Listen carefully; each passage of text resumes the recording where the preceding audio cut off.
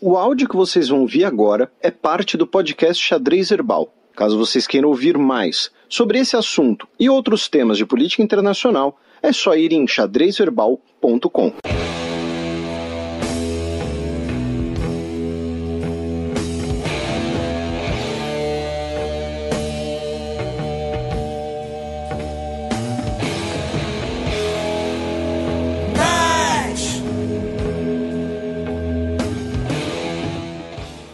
Repressão policial a protestos no Chile deixou mais de 3 mil feridos, segundo o Instituto de Direitos Humanos. Isso, essa notícia é do sábado, dia 21 de dezembro ainda. Tá? Então, assim, a gente vai passar por várias notícias da América Latina no último mês. E por conta disso, a gente vai tentar ir um pouquinho mais rápido, um pouquinho mais factual. Esse programa vai acabar ficando menos analítico. Tá? Segundo o Instituto Nacional de Direitos Humanos do Chile, até aquele momento, 3.357 pessoas teriam ficado feridas, incluindo 264 crianças e adolescentes, 359 pessoas com ferimentos oculares e desses, 23 sofreram perda parcial ou total da visão, certo?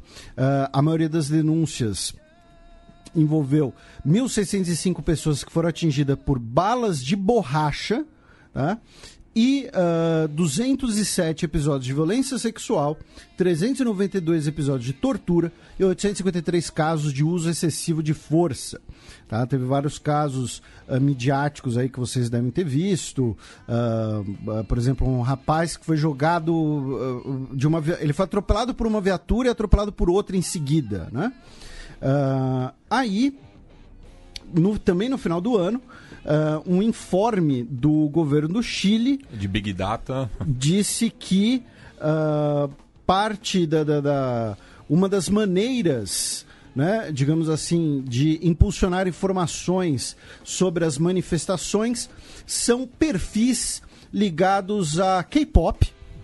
Tá, então assim, o K-pop está incentivando a revolta. Isso, e aí, é claro, o chileno, né, que é primo do brasileiro, começou a fazer vários memes, tipo o Gangnam Style nas ruas, e, enfim, que o K-pop seria responsável ali pelos protestos. Mas assim, falando sério, não era assim que o K-pop é responsável pelos protestos. Eram que perfis do Twitter, que eram perfis de K-pop, K-popeiros estavam impulsionando informações sobre protestos, convocações e tudo mais. E também listaram personalidades que contribuíram para isso, especialmente Cláudio Bravo e o Gary Medel, que a gente lá atrás, lá no início dos protestos, a gente mencionou, né, que inclusive tinha um pequeno racha na seleção chilena, né? A cantora chileno-mexicana Mon Laferte também, que inclusive nos Grammys latinos se posicionou também em relação à repressão policial. E aí, já nesse ano, mais exatamente ontem, quinta-feira, dia 16, o Pinheira disse que cogita cobrar, melhor dizendo, uma contribuição previdenciária das empresas para poder aumentar o valor das aposentadorias e pensões, tá? Então, isso seria complementar a capitalização individual, que é o regime que ocorre atualmente no Chile. Aí a gente faz o contrário, a rota contrária do San Martín, a gente cruza os Andes mais para a Argentina, já que no final do ano passado, dia 20 de dezembro, numa sexta-feira, o Senado argentino aprovou a emergência econômica para o presidente Alberto Fernandes. Lembrando que assim, essas leis de emergência econômica na Argentina foram usadas, acho que por quase todos os últimos presidentes, né? Que permite ao presidente, por decreto, né, na canetada. A gente criticou bastante o Macri por conta disso no começo do governo passado. Porque ele dizia que não ia fazer, mas viu que não tinha saída. Então, assim, o Nestor Kirchner, eu não vou lembrar, porque o Nestor Kirchner é engraçado. Né? Um abraço para o nosso querido Rafael Bianchi, que uma vez mandou um texto sobre isso. O Nestor Kirchner, ele, claro, né, ele é o pai do kirchnerismo, mas o governo dele, do ponto de vista fiscal, foi extremamente austero, foi extremamente as contas balanceadas. E tinha como chefe de gabinete justamente o Fernandes. Isso.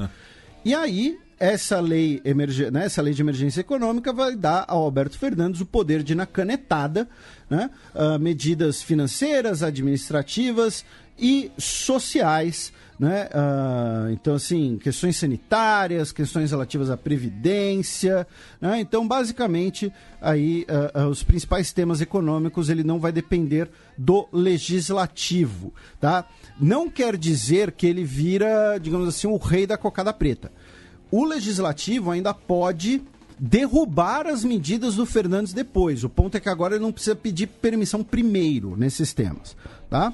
E ele declarou que vai aumentar impostos, congelar pensões e limitar a acumulação de dólares, né? Lembra, a gente falou de economias dolarizadas, a Argentina também tem esse grande fetiche com o dólar, né? Por conta ali final da década de 1990, quando o peso argentino fez cosplay de estátua de gelo em Bangu, né? E derretia. Cara, fez 50 graus em Bangu essa semana. Um abraço a todos os nossos ouvintes de Bangu, mas assim... Em Santa Cruz também. Que Santa Cruz? Ali também na na base aérea de Santa Cruz, tá. Assim, um abraço a todos os ouvintes residentes de Bangu, porque olha só, 50 graus é de ferrar. Já no início desse ano, dia 2 de janeiro, o governo argentino anunciou que por 120 dias o transporte público de Buenos Aires estará com a sua tarifa congelada. Tá? Segundo o chefe de gabinete do Alberto Fernandes, o senhor Santiago Cafiero, e o ministro de Transporte, Mario Meoni, parece tipo o nome de volante do Torino. Cerca de 15 milhões de pessoas serão beneficiadas com a medida. Tá? Vamos ver aí, né, como é que fica. E uma denúncia em relação ao governo Macri também, já que o atual presidente da Câmara dos Deputados da Nação, o Sérgio Massa, que concorreu às eleições em 2015, através da sua esposa, a Malena Galmarini, que é a nova presidenta da Empresa Pública de Serviço de Água Corrente e Cloacas, a AISA, denunciou que essa mesma empresa pagava ao Boca Juniors, clube que o Maurício Macri foi presidente durante 12 anos e que a gente sempre bate nessa tecla. E que impulsionou a carreira política foi dele. O primeiro cargo eletivo dele, que depois assumiu a chefia de governo da cidade autônoma de Buenos Aires, foi deputado e então presidente, pagava 3 milhões e 200 mil pesos por mês para convidar jornalistas aos camarotes da Bombonera, como uma forma ali de eles suavizarem as críticas ao governo, principalmente a falta de abastecimento de água em muitas regiões de Buenos Aires. Por que essa operação de relações públicas não era com camarotes do River Plate? Pois é. Sendo que o River Plate é o atual campeão da Libertadores, por exemplo. Quer dizer, o atual até o ano passado, né? Agora o atual é o Flamengo. É porque o Boca é mitad Mazuno. Eu quis dizer, só antes que os flamenguistas briguem comigo, eu quis dizer atual no governo Macri, né? Quando o Flamengo ganhou, já tinha perdido a eleição. Inclusive, assim, fica aqui a cornetada, aproveitar o desabafo. Cara, o Alexandre Matos preferiu trazer esse Carlos Eduardo do que o Bruno Henrique, que veio do Santos. O Bruno Henrique destruiu no Flamengo e o Carlos Eduardo não... Putz, cara... Um abraço para os torcedores do Atlético Paranaense. Um abraço aí para o setor amendoim também. Ainda na Argentina, a Silvia Colombo trouxe a informação que o Alberto Fernandes quer reverter aquela mudança do Macri. A gente já está no momento, o podcast já tem tanto tempo que a gente já está falando de reverter coisas que a gente falou no programa. A gente está no terceiro dignatário argentino, né? Começou com a Cristina. Finalzinho da Cristina. Finalzinho da Cristina, passamos por todo o governo Macri, agora estamos no governo Alberto Fernandes. Por que eu quero dizer com isso? No início do governo Macri, o Macri falou, olha... As cédulas, elas não têm que ter rosto de ninguém, elas não têm que ser personalistas. Então vamos usar cédulas com animais, da fauna argentina, né? Como o condor dos Andes, a onça pintada, o guanaco, a baleia ali do Atlântico Sul e tal. É mais ou menos o que o Brasil faz, né? As nossas cédulas são com animais. E aí o Alberto Fernandes agora falou, olha, não, a gente vai voltar a imprimir moeda, nota, né, no caso, com rostos de personalidades históricas argentinas, né? Porque no governo da Cristina teve muita polêmica em relação ao Rosas, né? De substituir a figura dele, ele que é uma figura controversa na história argentina. Se não me engano, era a cédula de 10 pesos que tinha o rosto dele, né? E aí falaram, né? Estão aí especulados o escritor Jorge Luiz Borges, né? Que inspira o diretor da Abadia em O Nome da Rosa, porque o Borges era cego, a poeta Alejandra Pizarnik e o roqueiro Luiz Alberto Spinetta, que é falecido recentemente. E que é o artista preferido do Alberto Fernandes. Então, assim, aí é a mesma discussão que a gente teve anos atrás. Eu, particularmente, aqui é opinião, tá, gente? Aqui não é nem análise, nem nada. Eu, particularmente... Só uma correção, o Rosas era a cédula de 20 pesos. 20. 10 era o Belgrano.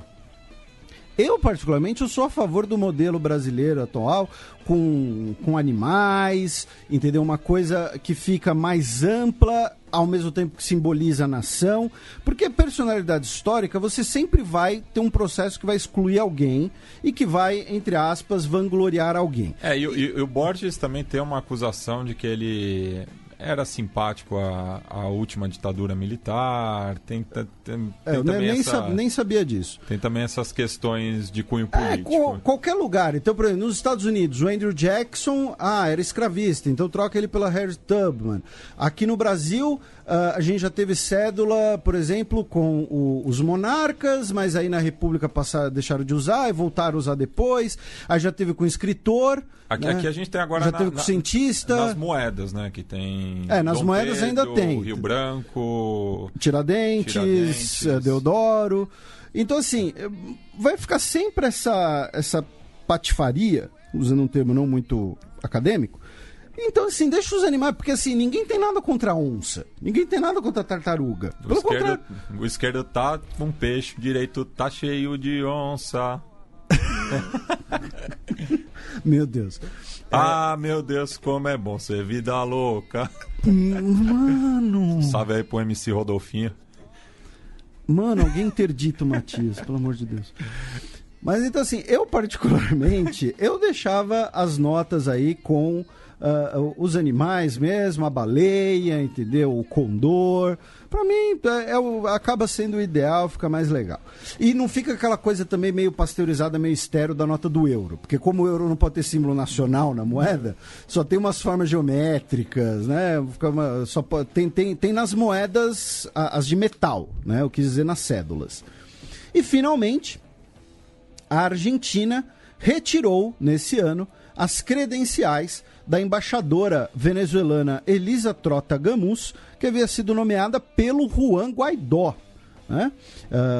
Então, né, dizendo que a partir dessa data, sua missão especial na República da Argentina, suas funções dentro da estrutura, foram encerradas. Né? Então, vamos ver aí como é que vai ficar a relação Argentina-Venezuela, se vai ter uma formalização apenas do governo Maduro, como é que vai ser, a gente já vai falar um pouquinho mais da Venezuela. A Venezuela estará presente. Isso, aí a gente vai cruzar, mas primeiro a gente vai cruzar a fronteira ao norte da Argentina, vamos passando até Bolívia. La Cuyaca e Villaçon, a fronteira mais tensa que eu já cruzei.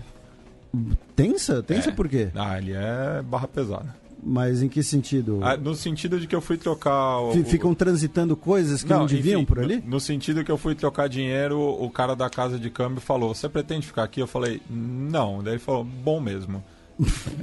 Nossa. Ok. No final do ano passado, a promotoria boliviana ordenou uma ordem de prisão contra o ex-presidente Evo Morales por acusação de sedição e incentivo ao terrorismo. Aí a Argentina, né, disse, olha, não reconheço isso daí, ele tem aqui o status de refúgio. Aí o próprio governo venezuelano depois boliviano, desculpem, voltou atrás, né? Disse, olha, a gente só quer conversar com o Evo Morales e tal. Enfim, também no final do ano passado, dia 22, o governo da Bolívia anunciou que o país passaria a fazer parte do Grupo de Lima. Tá? O Grupo de Lima é o grupo de nações, especialmente sul-americanas, contra a ditadura do Maduro, né? Que você tem o Grupo de Lima, que defende uma postura mais rígida, e o Grupo de Montevidéu, que defende ali uma negociação, que defende ali a tentativa de um acordo, né, para a situação venezuelana. Depois, no dia 28 de dezembro, a Embaixada do México na Bolívia, lembrando que o México foi o primeiro país que recebeu o Evo Morales, e diversos políticos do governo Evo estão ainda no México. O que é uma tradição da diplomacia mexicana. Isso, a gente explicou na época tanto a esquerda quanto a direita. Tá? O México recebeu um monte de dissidente cubano, por exemplo, depois da Revolução. E já tinha recebido Fidel Castro antes da Revolução. E a Embaixada do México publicou um vídeo dizendo que a sua embaixada estava sendo vigiada por drones, por policiais ali de serviço secreto, digamos assim, né? Então tinha lá um carro com dois caras de terno e óculos escuro e binóculo, né? Alguma coisa assim. Enfim, o governo do México disse que o governo boliviano estava cercando, vigiando e cerceando os seus funcionários. E aí o governo da presidente interina, da Jeanine Áñez, expulsou a embaixadora do México e expulsou 2 diplomatas espanhóis e 4 policiais espanhóis que faziam segurança da embaixada. Segundo o governo, o caso mexicano foi por ter feito acusações indevidas contra o governo da Bolívia. No perfil oficial da embaixada tem uma imagem de drones sobrevoando a residência. Perfil verificado. Né? E no caso dos policiais espanhóis, foi porque eles foram à embaixada mexicana, né, a pedido da embaixadora mexicana, tá? E aí foram cercados pelos policiais bolivianos, os seguranças espanhóis, que são policiais, né, teriam ali tentado transportar em segurança 2 autoridades mexicanas. Enfim, a polícia estava suspeitando que eles estavam tentando, entre aspas, contrabandear algum político, alguma pessoa procurada que teria solicitado asilo. Enfim, teve ali um entrevero, pessoas bateram no carro que tinha placa da embaixada espanhola, e aí o governo interino expulsou a embaixadora do México, 2 diplomatas espanhóis e esses 4 policiais que faziam segurança na embaixada. O governo da Espanha, como reciprocidade, expulsou 3 diplomatas bolivianos do seu país, né, declarando-os persona non grata, dizendo que, em reciprocidade ao gesto hostil do governo interino da Bolívia, a Espanha decidiu expulsar 3 consular boliviano situado em nosso país. Essa é a linguagem diplomática, viu? O blá blá blá blá blá blá. Que eu estou resumindo. E aí o que acontece? A principal crítica que acho que pode ser feita nesse caso, esses que eu falei são os fatos, tá? Teve algum entrevero entre esses membros da delegação mexicana e policiais bolivianos. Só que assim, ao meu ver, a partir do momento que o governo da Jeanine Áñez é o governo interino que vai convocar eleições, você expulsar a embaixadora de um país não é algo que um governo interino tem legitimidade para fazer. Né? É mais ou menos o seguinte, assim, pensando no Brasil, dando uma forçada de barra. O Bolsonaro pede afastamento por uma questão de saúde, né, como ele já pediu recentemente, cirurgia. Aí o Hamilton Mourão está representando o Brasil em algum lugar. E aí o Rodrigo Maia expulsa o embaixador. ocupando interinamente presidente. Tipo, não rola, sabe? Assim, não tem uma autoridade, não tem legitimidade suficiente. Autoridade na caneta tem, né? Mas, enfim, aí é só, né, uma avaliação. Também no início do ano, o Tribunal Supremo Eleitoral da Bolívia declarou que as eleições no país serão no dia 3 de maio. Tá? Vão eleger um novo presidente e deputados para a Assembleia Legislativa. Tá? Continuando.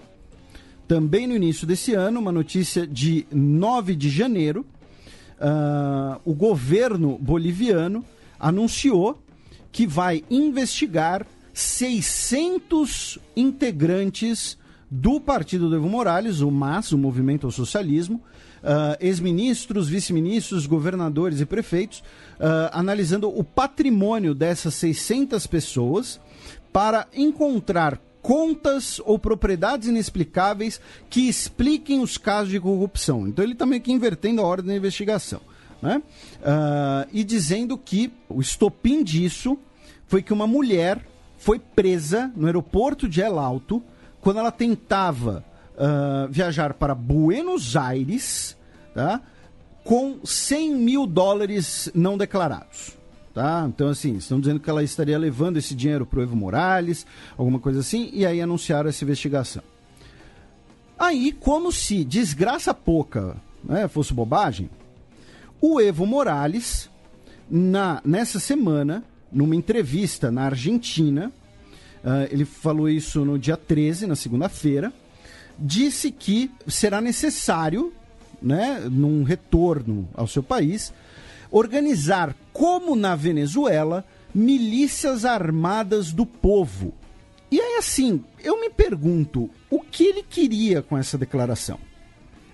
Porque se ele queria uma chuva de tijolo para cima dele, conseguiu. Uma repercussão negativa, conseguiu. E daí é o meme, né? Tipo, Evo Morales 11h59, Evo Morales meia-noite, porque ele voltou atrás depois da repercussão negativa dessas declarações. Isso, aí ele disse que não quero que nada que eu diga seja usado como pretexto para perseguir e reprimir minhas irmãs e irmãos, que ele é comprometido com a paz, ele sente uma profunda dor porque está passando em sua querida Bolívia, decreto de impunidade para as Forças Armadas, os massacres, os grupos paramilitares que correm pelas ruas, as casas queimadas, os tribunais eleitorais incendiados, os presos políticos, faço chamada à comunidade internacional, e o principal foi, fazem alguns dias que se fizeram públicas palavras minhas sobre a formação de milícias. Ele usa o termo milícias. Me retracto de elas, né? Retiro essas palavras. Minha convicção mais profunda sempre tem sido a defesa da vida e da paz. Então, mas assim, cara, é dar combustível justamente para a principal posição dele e principalmente para os militares que vão poder retroativamente falar, olha, a gente derrubou o Evo. Lembrando, o Evo foi derrubado por um pronunciamento do comandante militar. Tá? Pronunciamento é um termo da tradição política hispano-americana, que é quando o general fala, ou desce ou eu vou te descer. Ou vai ou racha. E é o início da Guerra Civil Espanhola, por exemplo. Então, os caras vão falar, olha, a gente derrubou ele porque ele queria criar milícias que nem na Venezuela, queria enfraquecer o exército nacional, queria enfraquecer as forças tradicionais. E para colocar mais gasolina nessa fogueira, nessa semana, anteontem, dia 15, o ministro do governo, Artur Murilo, disse que a Bolívia não tem dinheiro para cumprir o acordo com os policiais de aumento salarial e que isso deve ser tratado pelo próximo governo eleito democraticamente, já que o governo de transição não poderia deixar determinações, deixar compromissos orçamentários para o próximo governo. Né? Lembrando que quando você teve ali a queda do Evo e o governo interino, uma das primeiras medidas foi o anúncio de um aumento aos policiais. Aí muita gente dizendo, isso aí foi pagamento pela participação na derrubada do Evo e tudo mais. E aí agora o governo falou, olha, não Então sabe aquele aumento do soldo? Então, vai ficar mais pra frente. Não sei como é que vai ser a repercussão disso, mas duvido que seja boa. Aí a gente cruza a fronteira e a gente vai até o Peru. Ali pelo Titicaca. Onde o Matias mandou uma notícia... Já virou tradição aqui do Xadrez Verbal a gente repercutir os nomes mais curiosos do Peru no ano que se passou, né? Então a gente teve Odebrecht, Netflix e Joker como alguns nomes registrados para os bebês peruanos. Entre os meninos, o mais popular foi Paolo, por conta do guerreiro, e entre as meninas, Keiko, por conta da filha do Fujimori. Nossa, tá popular a moça. Pois né? Apesar de estar... Apesar de ter uma ficha, mas corrida tá popular. Né? Agora fica assim, o interessante é que o Odebrecht é um nome, né? Só que é um sobrenome. Nesse caso aqui foi dado como primeiro nome. Aí fica a pergunta, duas perguntas. A primeira é, o casal aí de peruanos que batizou o filho de Netflix tava esperando uma assinatura na faixa? Eu acho que sim. Teve algum... A criança devia ter pelo resto da vida, né? Pode ser. Uma assinatura vitalícia, né? Nossa, mas a criança vai... Eu não sei nem usuário, Netflix. Eu não sei nem se é menino ou menina. Mas vai sofrer serve pros bullying. dois, Flex. Netflix. Vai sofrer bullying. E a pergunta fica para os nossos ouvintes, né, especialmente que são pais, mães, os que estão esperando aí. Você batizaria o seu bebê de Joker? E detalhe, não é Coringa, tá, gente? É Joker, tá? Em inglês. Não que amenize muito, né? Então, assim... É um pessoal que não pensa no bem-estar da criança, né? E também nasceu um Iron Man. 16 bebês chamados Dakar. Porque o Rally Dakar está sendo realizado na América do Sul. O Rally Dakar virou nomes, virou grife só, né? Inclusive, teve um piloto português que faleceu, né, no acidente, infelizmente. Sim. Fica aqui o registro. E quem venceu foi o Carlos Sainz, né, que costuma, né, ser um dos principais pilotos de rally do mundo. Então tá aí alguns nomes. E a principal notícia do Peru foi que agora, no dia 15 de janeiro, por um placar, né, relativamente apertado ali, a Suprema Corte peruana declarou que a dissolução do Congresso pelo presidente Martim Vizcarra foi legal, tá? Ele tinha autoridade para fazer isso e aí...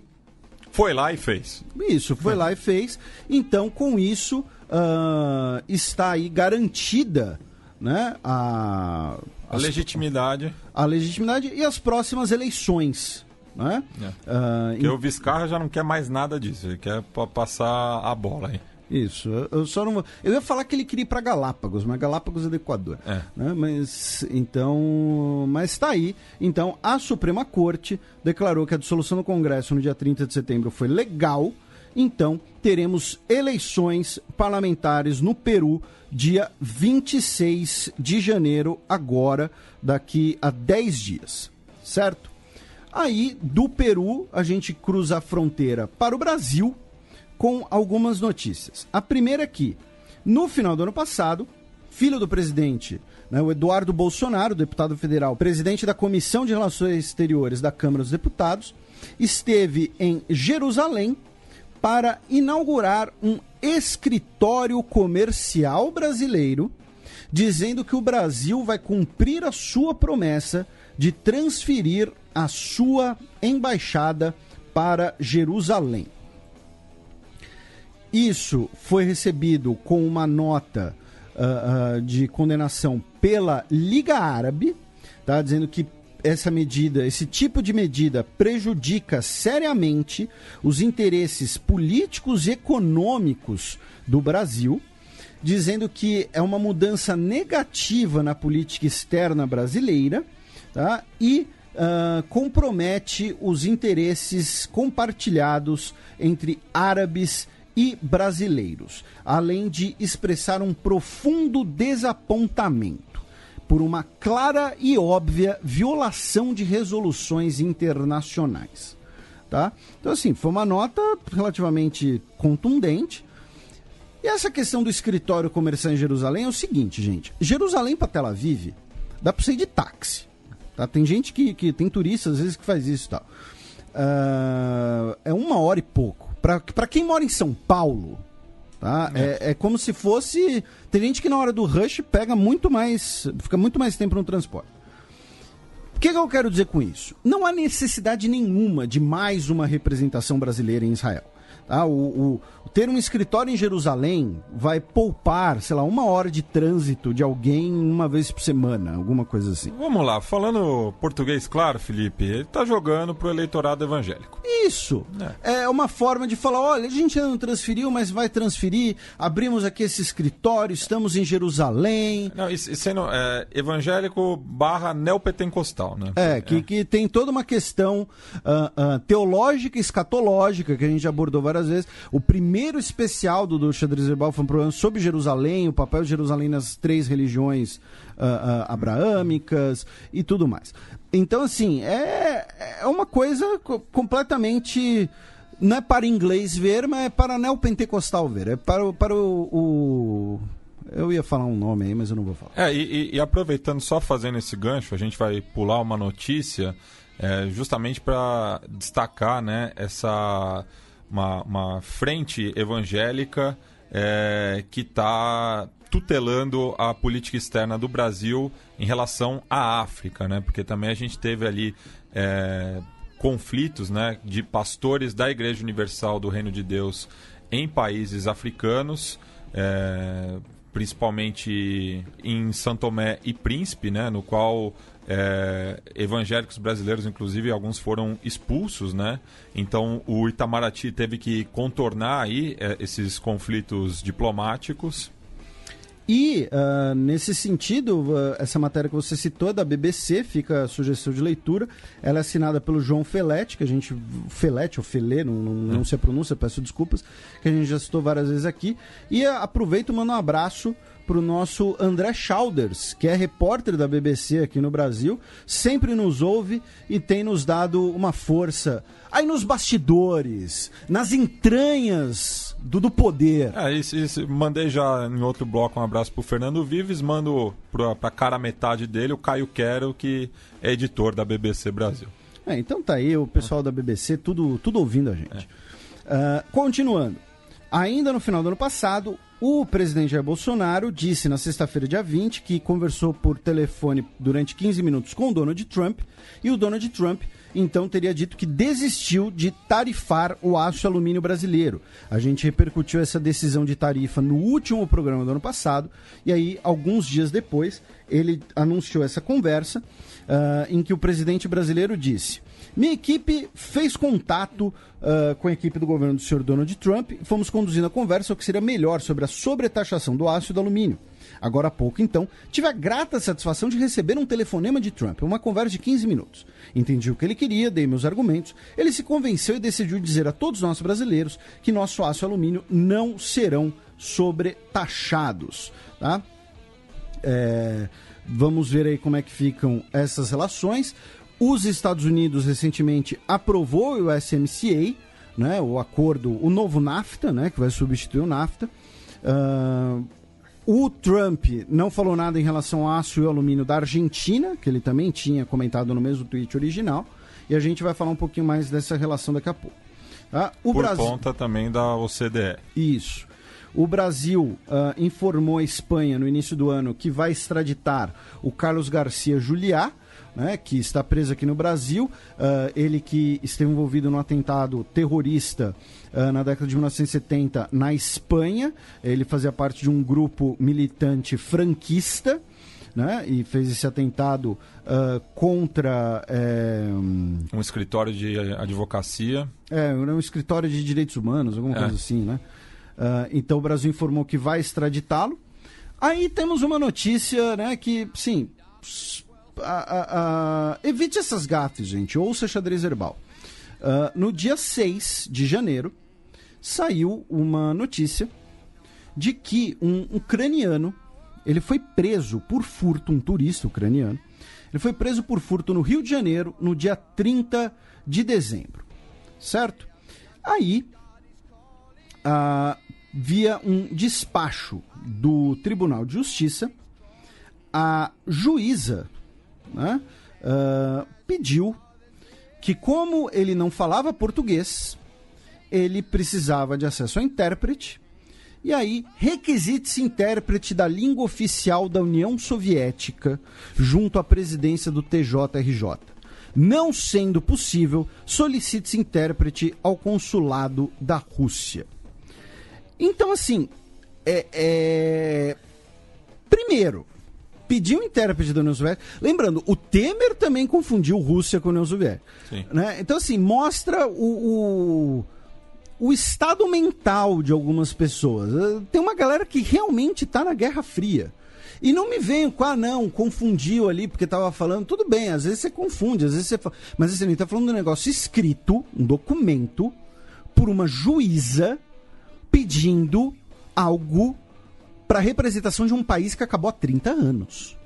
Tá? Não é assim que, não sabia que o Sudão do Sul se separou.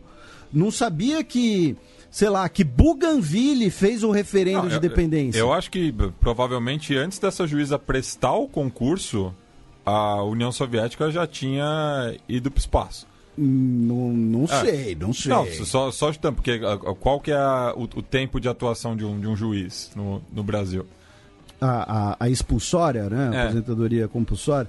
Enfim. Aí ainda tem um detalhe de que ela pediu intérprete para a Rússia, sendo que Rússia e Ucrânia estão em pé de guerra. Eu acho que ela não lê a parte de a editoria de mundo do Globo. Eu não vou nem falar da questão de diferenças idiomáticas, porque, sim, o ucraniano tem suas particularidades, tal, mas russos e ucranianos conseguem se entender. Sim, né? Ambas línguas eslavas têm a mesma origem, né? Enfim, aí... E eu puxei aqui, né, não temos consulado ucraniano no Rio de Janeiro, né?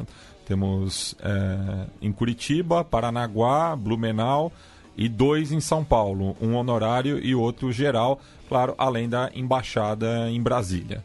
E aí, um desembargador determinou a soltura do turista, já que a prisão em flagrante não foi convertida em preventiva no prazo adequado, por imperícia estatal, materializada a partir da ausência de obtenção em prazo razoável de intérprete do idioma do país do suplicante, tendo sido equivocadamente tal providência ao consulado russo, país que mantém atual notório estado de beligerância com aquele outro, e não menos importante, independentemente da diversidade linguística entre ambos. Ou seja, ouço dizer que o desembargador é nosso ouvinte. E o desembargador jantou mais cedo esse dia. Pois é. E agora, falando sério, a gente sempre brinca sobre quem é nosso ouvinte, sobre quem não é. Mandar um abraço aqui pro professor Medina, porque é fato, um dos principais juristas do país é nosso ouvinte. Sim. Isso é muito legal. E especialmente se um dia eu precisar de um juiz. Tô brincando, até porque ele é professor. Mas um dos principais juristas de acadêmico do direito é nosso ouvinte. Outro grande jurista que é nosso ouvinte é o Thiago Hansen. Sim, que toca o Salvo o Melhor Juízo. Isso. E o professor Madeira, que nesse caso é juiz também. Aí sim... O Dr. Wood, melhor. Isso, aí sim ele pode ajudar nós. Aí continuando, dia 9 de janeiro...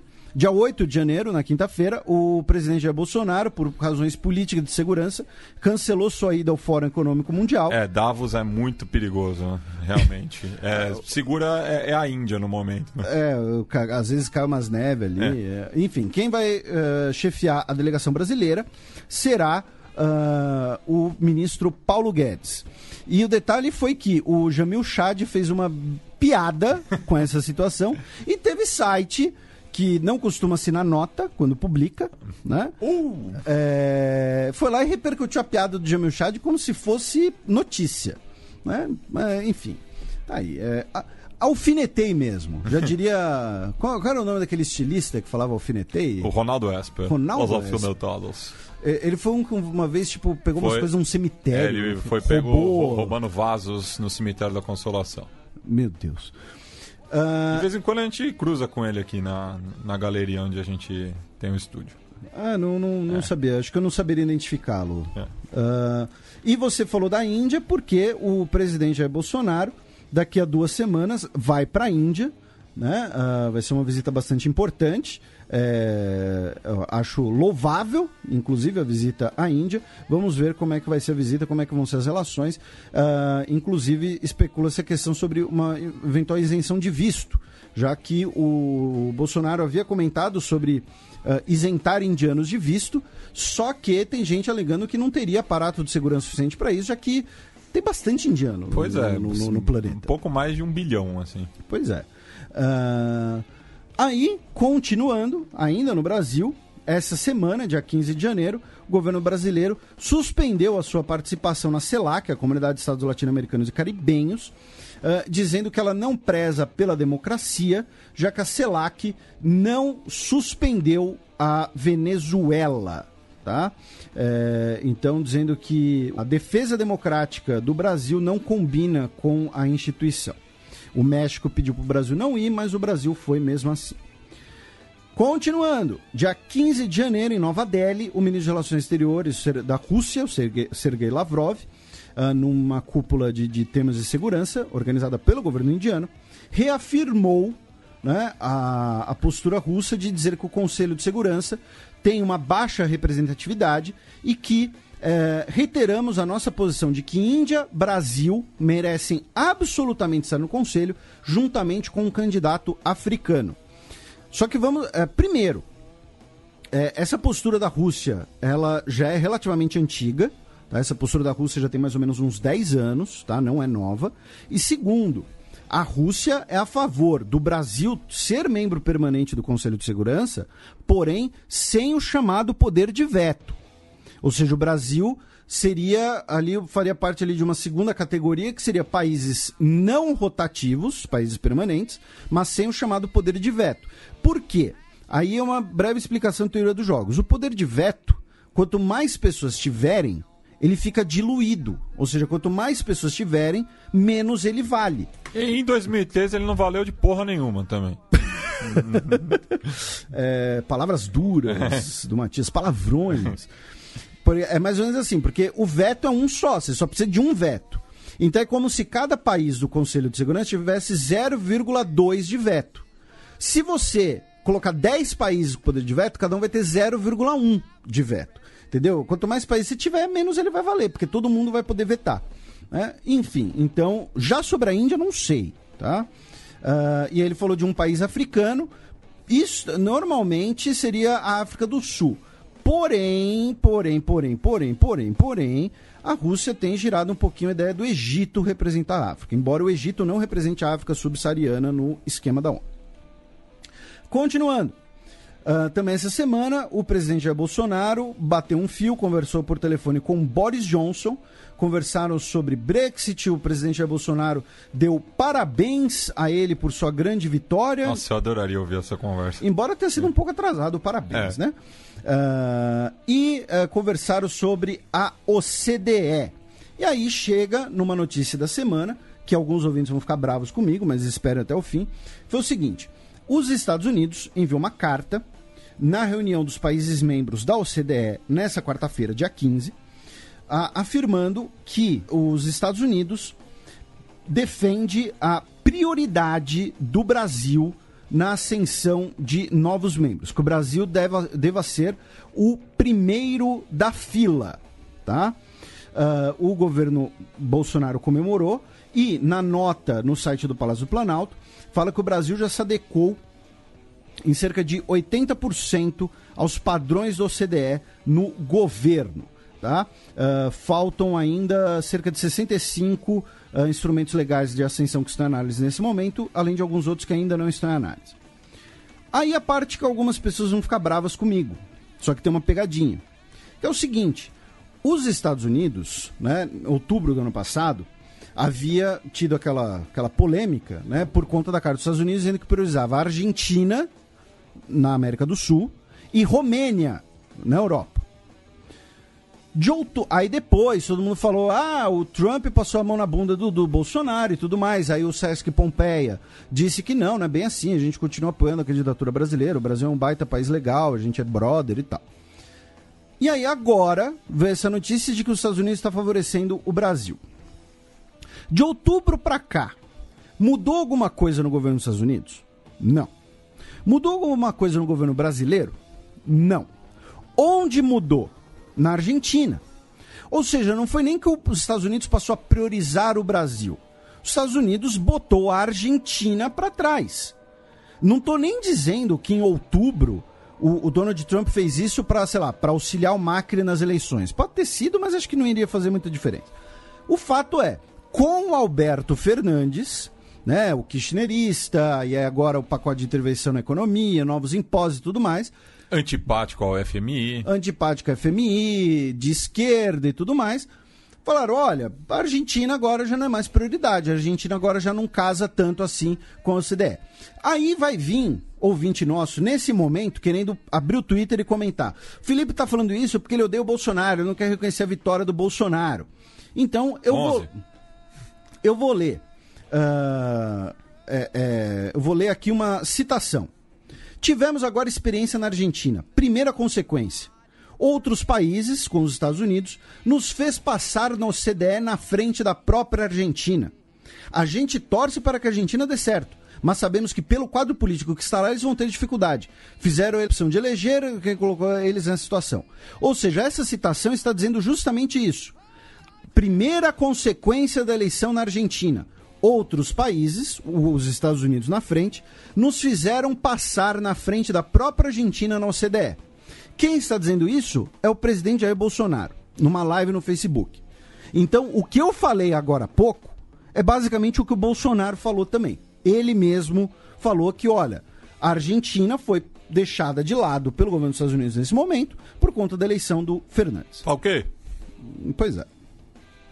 Agora, do Brasil, a gente cruza pela Amazônia e vamos até a Venezuela. Eu daqui a pouco estou ficando sem fôlego. São muitas notícias aqui na nossa região. Meu Deus.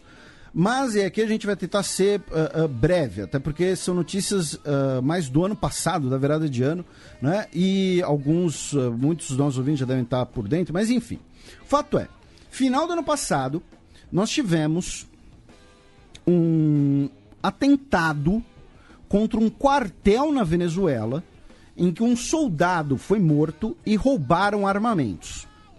Segundo o governo do Nicolás Maduro, as pessoas que atacaram esse quartel fugiram e entraram no Brasil e teriam apoio e treinamento brasileiro. Esse quartel fica na cidade de Gran Sabana, que fica perto de Pacaraima, né? Que é em Roraima. Que é Roraima na fronteira, né? Então, essas pessoas que atacaram o quartel roubaram um caminhão para levar essas armas e abrigaram, digamos assim, em território brasileiro. E aí o governo do Maduro disse que essas pessoas teriam apoio brasileiro, teriam treinamento brasileiro. O ministro de Relações Exteriores da Venezuela disse: Jair Bolsonaro disse que não tem nada a ver com isso. Pergunte quem financiou essas pessoas por 15 dias em um hotel na cidade de Pacaraima. Tá? Essas pessoas são traficantes de ouro, assassinos.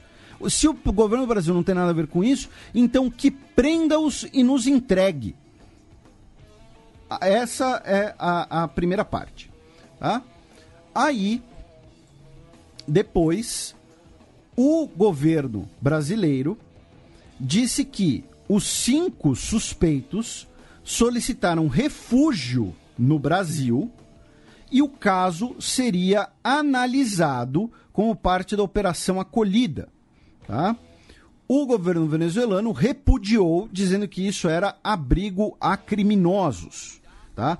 Ao outorgar refúgio a suspeitos não contemplados nas convenções internacionais correspondentes, o Brasil não só viola o direito internacional humanitário, como estabelece perigosos procedentes. Tá? O Brasil se converte, assim, em cúmplice de atividades armadas contra países vizinhos e em protetor de delinquentes e mercenários que as protagonizam.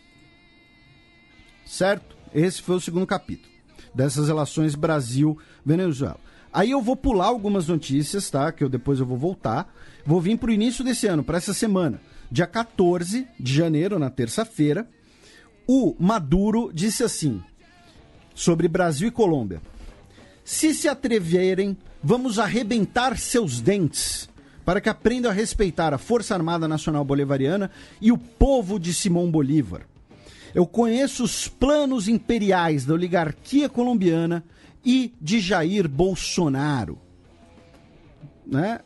Então, assim, ele disse que está pronto para arrebentar os dentes. Eu acho que ele foi um pouco, né, otimista nesse sentido, né? Acho que seria uma guerra em que ninguém arrebentaria o dente de ninguém. Todo mundo teria os dentes arrebentados. Mas e no 1 contra 1, quem será que se garante? Maduro e Bolsonaro?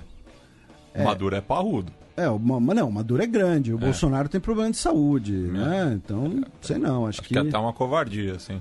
O Maduro dirigia busão. Girar aquele volante lá, amigo, deve dar um torneado ali. Não sei, eu nunca dirigi um busão. Os nossos ouvintes que já tiverem dirigido, ou dirigem, né? Às vezes algum dirige, ouve. A gente tem muitos ouvintes que trabalham com caminhão. No metrô também? No metrô. Não, mas no metrô no metrô é botão, não tem volante. Não, sim, mas enfim. E aí, o Maduro também anunciou, né, eleições para a Assembleia Legislativa em 2020, dizendo que a ONU, a União Europeia, são bem-vindas para acompanhar as eleições. Ele disse assim: portas abertas ao acampamento internacional. Welcome, welcome. Quem não entrará nesse país é Luiz Almagro, aquele canalha. Lembrando que chamou o Maduro de ditadorzinho. Isso. Aí, em paralelo a isso, tá? Aqui a gente falou Venezuela, Brasil. Em paralelo a isso, a gente teve na Venezuela, no início do ano, eleições na Assembleia Nacional para escolher o novo presidente da Assembleia Nacional. Aí vamos lá. Quais são as duas versões? A versão do Juan Guaidó é que policiais impediram a entrada, né, do Guaidó e de seus aliados na Assembleia Nacional, e por isso ele foi impedido de concorrer, e por isso, aí vem a notícia, digamos assim, quem venceu a eleição na Assembleia Nacional, lembrando que tem a Assembleia Nacional e tem a Constituinte, mas quem venceu a eleição na Assembleia Nacional foi Luiz Parra, que é próximo do Maduro, né, numa sessão sem quórum, tá? Só estariam os deputados pró-Maduro ali, e eles realizaram a votação, e aí o Luiz Parra foi anunciado o novo presidente da Assembleia Nacional, ou seja, tiraria do Guaidó a sua base institucional, digamos assim. Se você olhar nas imagens, de fato, os policiais barram o Guaidó de entrar na Assembleia. Aí vem a versão do governo de que ele foi barrado porque o horário da sessão era outro, ele estava atrasado, e aí teriam cortado a luz do prédio depois. Enfim, teria rolado ali uma questão ali de horário, de ata, e aí o Guaidó não chegou, né? A sessão deveria começar às 11 horas da manhã. O Guaidó disse que chegou lá às 10 e que foi barrado. Porém, o fato é que às 13 horas só que ele conseguiu entrar no prédio.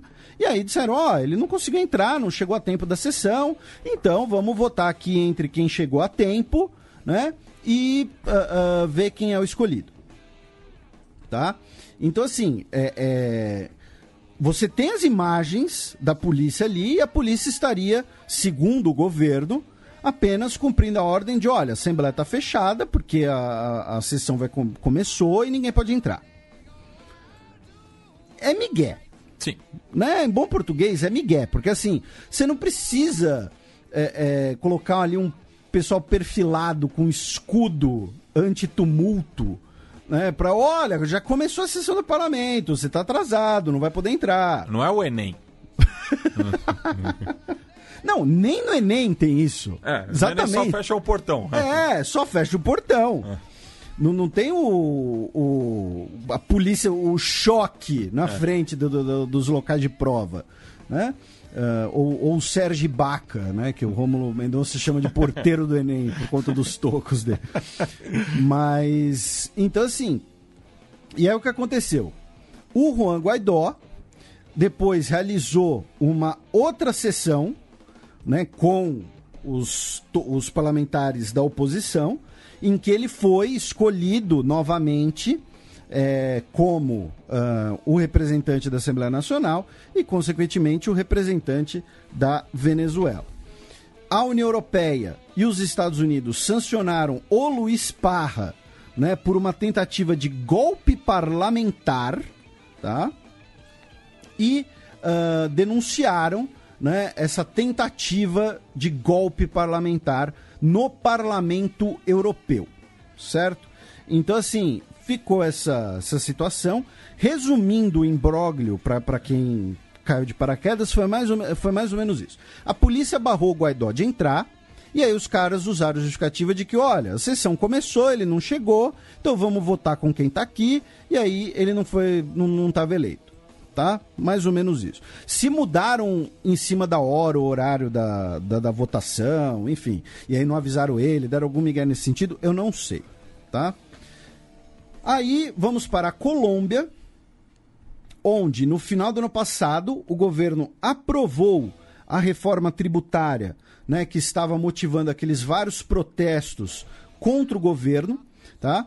Esse novo sistema tributário vai diminuir impostos sobre grandes empresas, vai ter uma devolução de imposto sobre valor agregado para famílias de baixa renda e, com perdão da redundância, um reajuste mínimo do salário mínimo.